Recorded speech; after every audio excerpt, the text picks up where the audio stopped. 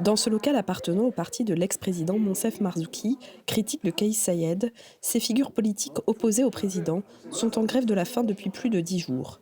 Certains ne travaillent plus après le gel du Parlement, comme cette députée du parti Enarda. Elle dort avec les autres grévistes sur place. Voilà la chambre où dorment les femmes. On a tout installé ici pour avoir tout ce qu'il faut à proximité. Même s'ils ne sont qu'une poignée de personnes, ils réclament un retour à l'état de droit, menacé selon eux. Nous vivons dans un vide constitutionnel et juridique. Nous demandons le retour à une forme de légitimité démocratique. Et ensuite, nous pourrons entamer un vrai dialogue. Actuellement, le climat politique en Tunisie est tendu. Les conditions d'arrestation du vice-président du parti islamiste Ennahda, Nourdine Bhiri, ainsi que d'un ancien cadre sécuritaire, soupçonné dans une affaire de terrorisme ce vendredi, inquiètent les défenseurs des droits humains. Les arrestations étaient musclées et il n'y a pas eu d'informations par rapport à la raison d'arrestation. On s'inquiète pour le deuxième détenu, M. Fathi Beldi.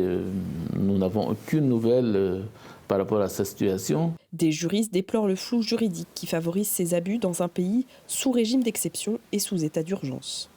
On ne sait pas quelle est la base juridique de tout ce qui se passe.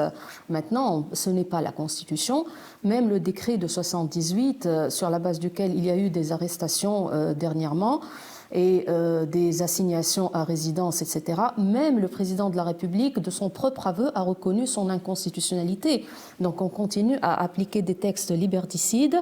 Malgré ces voix critiques, le président reste populaire dans les sondages. Une consultation nationale va être lancée en ligne le 15 janvier pour questionner les Tunisiens sur des réformes constitutionnelles et législatives.